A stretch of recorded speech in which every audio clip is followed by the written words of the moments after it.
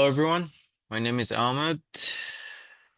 We're Group 3, and today we're presenting our capstone project, QFood, under the supervision of Dr. Yemen Yang. Today, we'll go through the problem we aim to solve, then we'll go over the tools and frameworks we used, followed by an overview of our system design. After that, we'll showcase a demo of our final product, and then we'll finally reflect on the challenges we faced and the future improvements that could be done. Deciding what to eat can be difficult, especially for those who want healthier options. Many people struggle with long wait times when ordering food, which can be frustrating and time-consuming. Restaurants can also face challenges in managing all of the orders efficiently, leading to delays and miscommunications. Our main goal was to create an app that makes food ordering easier and more efficient. Users can order in advance and get recommendations that fit their needs, while the restaurants can receive orders in real time, helping them process faster and serve customers more efficiently. This reduces wait time, improves order accuracy, and enhances the overall experience for both users and merchants. Now let's talk about how we built QFood. We'll cover the tools we used, how we structured the system, and the key features we implemented. For the development tools, we used Expo to build a native mobile app for Apple and Android users. We used Fast API for backend functionalities and PostgreSQL for our database. We also used Docker for containerization, which makes it easier for deployment. This diagram shows our system design, which follows a multi-tier architecture. The front end communicates with the back end, which in turn interacts with the database. Now finally, let's see it in action. Now I will introduce you to our app of QFood Hall. Let's continue with phone. So as you can see in the login page, you can log in using your phone and password. If you forget your password, you are free to use the link below, which is forgot password. And other than using your phone to log in, you have the third-party login, which contains Apple login and Google login. To begin with the demo, I will start from creating a new account. So let's go sign up. So to sign up, we need a phone number. I will use my phone number, 196, and click on continue. And then I have already received the verification code. Let's put that in. It's 850431. Let's confirm it. Okay, we go to the information page. So I'm gonna type my name and my email.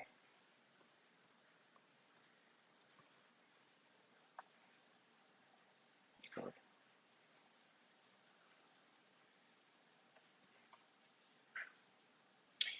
And for the password, I will do 1, 2, 3, 4, 5, 6, 7, 8, 9.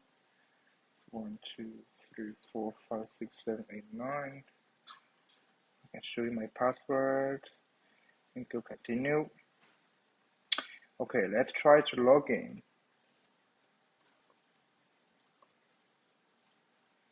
2, 3, 4, 5, 6, 7, 8, 9. Let's double check. So if the password is wrong, what's gonna happen is it will tell you you have an incorrect password. So let's have a correct password and log in. Okay. And if you forget your password, let's hit log out. If you forget your password, you can use the link here and enter phone number you will again receive another verification code 653239. Let's confirm, and in this case I will go 987654321. 987654321. Okay, success. If we log in again,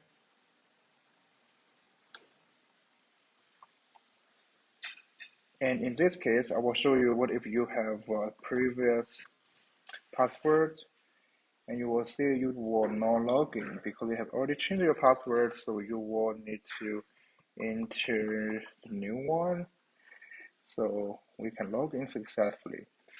And for the first part of the introduction for login, I will also take you to the page.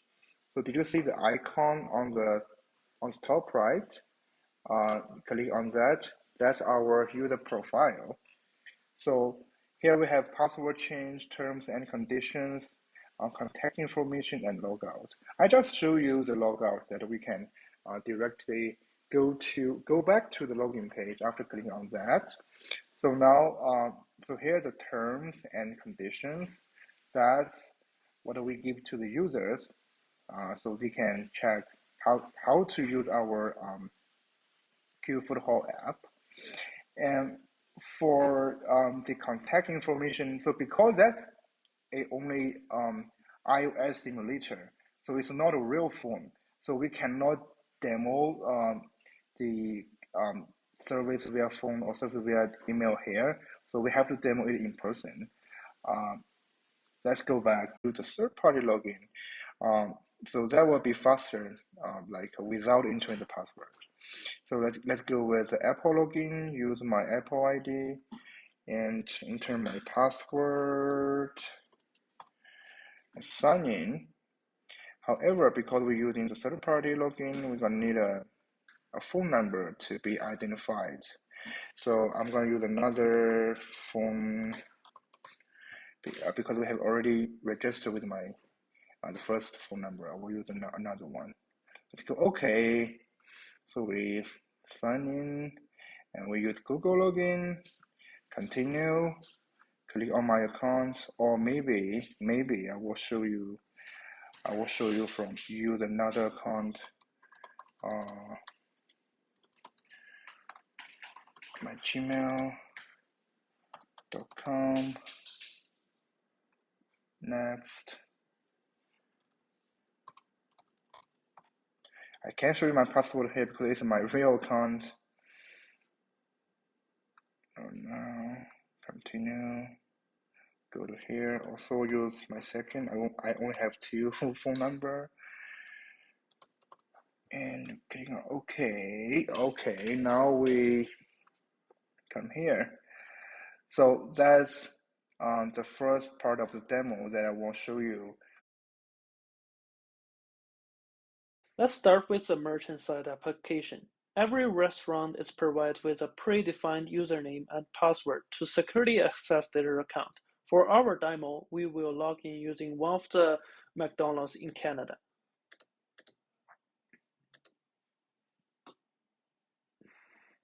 So let's log in.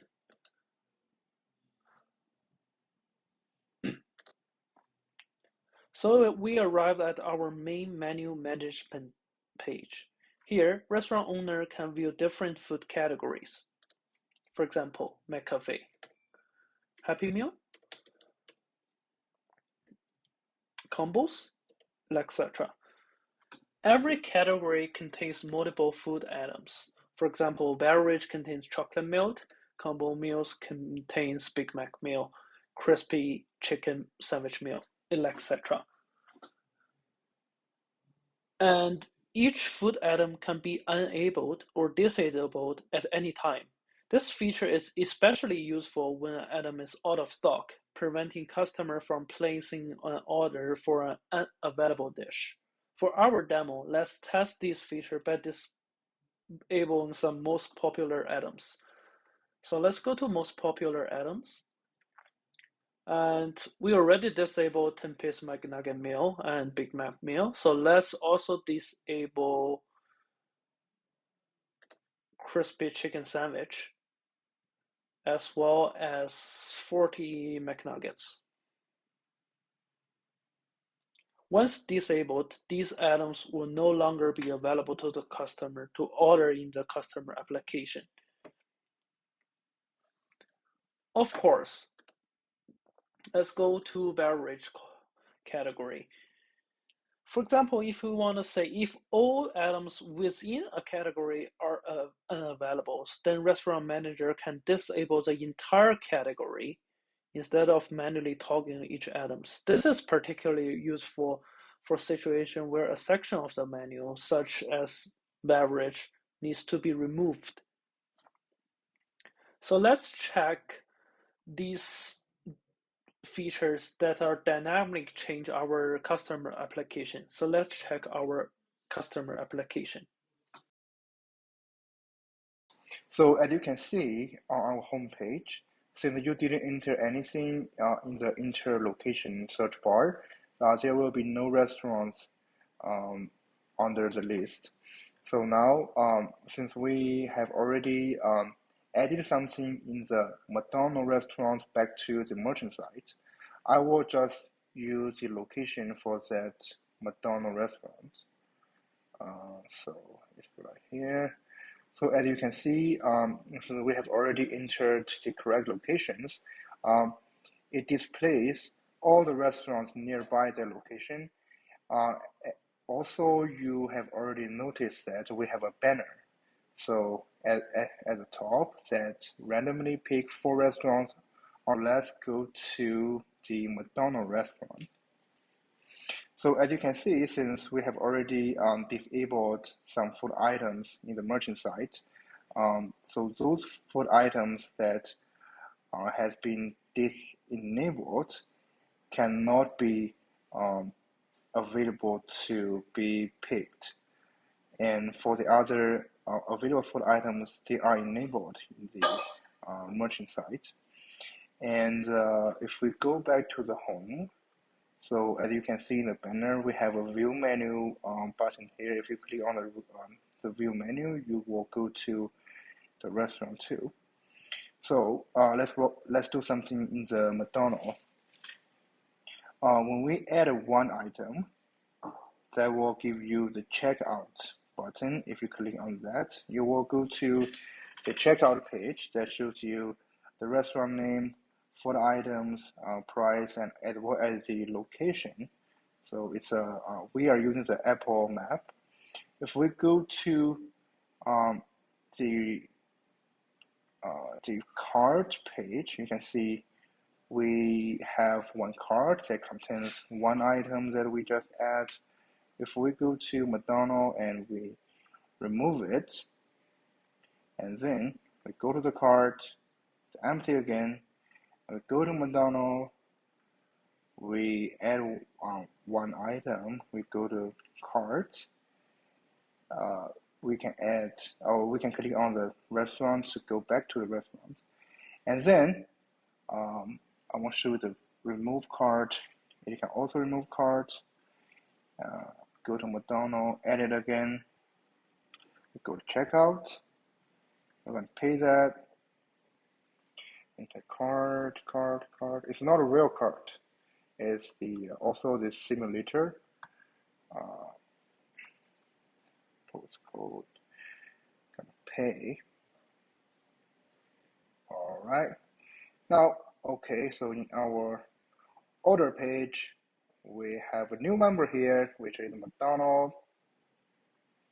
Also, the cart is empty. So now what I'm going to do is to show you the food status or order status in the merchant site. We first check McDonald's and we log in. Then we check our order. So here is our new order that has been checked out from the client site. So now I want to do something in this order. So since there's only one quantity, yes, price is good, total is good, 20 pizza McNuggets. Okay, everything is good. I'm gonna see. I want to cancel it. So okay, so for McDonald's, I cancel the order, so it will go to the history. And then since as you remember, I have totally 3 orders in the client side. Another one is Red Lobster. I'm gonna log into that account. Okay. Now, here I have totally 2 Red Lobster restaurant orders. So since I have totally 3 status for my orders, I would say okay for order number A0005, I want it to be ready to pick up. Since complete, it will also go to history. Complete. So I have one status prepare, one status complete, and one status cancelled.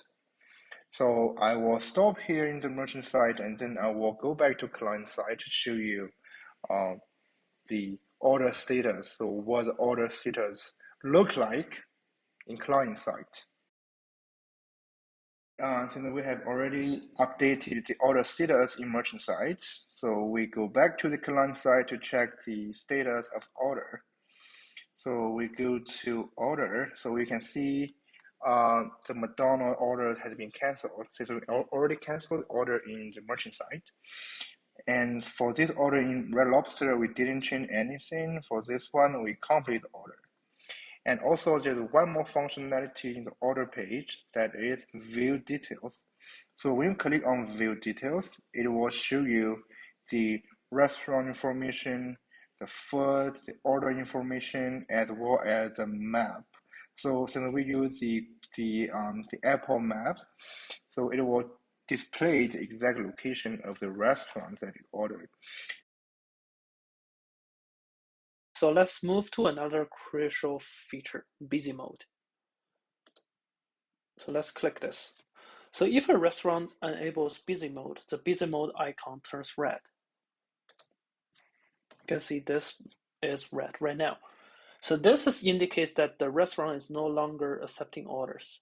This feature is useful when restaurants reach peak capacity and cannot handle additional features. So let's turn it off. Alternatively, we can turn up the auto rejection timer, which allows them to automatically exit business mode after a predefined period. For example, right now it is 5:12, so let's set it to 5:13 p.m. So the system will reject any new orders for that period and then automatically turn off the busy mode, resuming to normal operation. So let's wait until 5:13.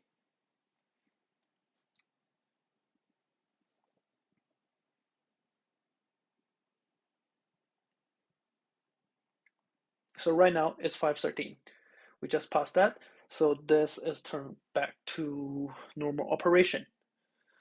So next feature I would like to introduce is the image upload. So by clicking the upload image tab, this allows the restaurant owner to update image for their menus dynamically, ensuring customers always see the latest visual of the food they are ordering. For our demo, let's propose a change to 10-piece McNugget meal. You can see we have the image right here already, which is currently showing to the customer application. So let's propose a change. So let's change to this image and let's submit. You can see the image is already uploaded. So let's go back to the iOS application and to see if this image is dynamically shown on the customer side. So inside the McDonald's restaurant, since we have already updated the image for 10-piece McNugget meal, as you can see, the image has been updated. Okay, now I'm gonna show you how to chat with AI bot to get a set of food recommendations. All you need to do is go to this chat tab and then from this collection of user input. Let's say this one. Let's say I'm a 40 years old woman, and what meal would be the best for me? And now all we need to do is just to send your user input and ask the bot. Well, there's a typo in this chat, but I think it's gonna be okay. And while we are waiting, I'm gonna walk you through the config of the model. This is from a natural language processing library called Sparsy, and I am utilizing a pre-trained English language small model, and the task is to identify gender and age from their user input. And after this information is grasped by the language model, this input will be sent to a set of formula provided by the World Health Organization to calculate the calories needed for this one client. And after that, we should expect to see a collection of food recommendations along with the navigation link to the restaurant. Let's give it a sec, or a minute. Okay, now as a result, based on the calculation formula, we have received a set of food collections. And for example, now if I want to eat, let's say, Italian for lunch, all I need to do is go to the restaurant based on the navigation link, and then send the order just like a regular. And for this AI component, there is one thing we did not come up with from the beginning, is that based on the user's order history, this can be learned by the model to generate a preference for this client. So this is something we can definitely improve further. And now let's say also there's a extreme case. So let's say if someone is a professional fitness player, and he or she needs to eat a huge tons of calories for a meal, let's say 2,000 and 3,000 calories, but because of the formula I preset to the calculation, it won't really show such extreme case. So in the future, we should also have such tolerance for the anomalous data input. And this is the end of this of the demo of the component. Here you can see in the Google Cloud Storage, we have deployed the model into the console. And in the beginning, we would like to utilize the artifact registry to expose this microservice to the Qfood application to use. However, we have limited budget, and this API will require a lot of computational resources to compute. As you can see here, in the peak times, it will require to approximately 15 gigabytes of memory to run, which is so expensive that we can't afford. So here we are containerizing the microservice into a localized container as a compromise solution.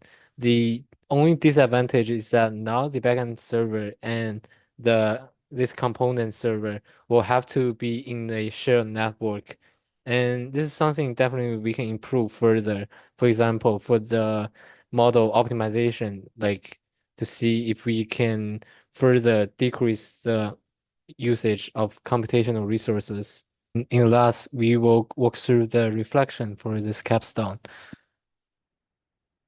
First of all, for the main challenges, we are using the data from Uber Eats in the United States, making the GPS-based restaurant filtering very difficult to implement. And also for the iOS development is not allowed on Windows laptop. So I personally don't have any access to implement the React Native client application. And also, we received no financial support for this entire project, and there are so many external third-party services we have to afford for our own. This also limits scalability and thoughtful testing. And in the last, we have strict time constraints, which added to pressure to complete development while maintaining best quality. For the lesson learned, we have learned that effective time management is crucial to balancing development and feature quality under strict deadlines. And also, regular code reviews will improve code quality by catching errors early and ensuring best practices. Also, modular code structure enhances maintainability, making it easier to update and scale the application. And in the last, prioritizing tasks based on constraints such as time and resources will lead to more efficient development. In the future, we would like to enhance security measures, including data encryption and compliance with industry standards, and continuously refine the UI and UX for a smoother and more intuitive experience. Also, we would like to containerize the application using the Docker to improve scalability and streamline deployment. In addition, deploy to the Apple Store to reach end users and expand the app's accessibility. Lastly, plan for Android deployment to broaden the app's user base. That is the end of this capstone demo. Thank you for listening.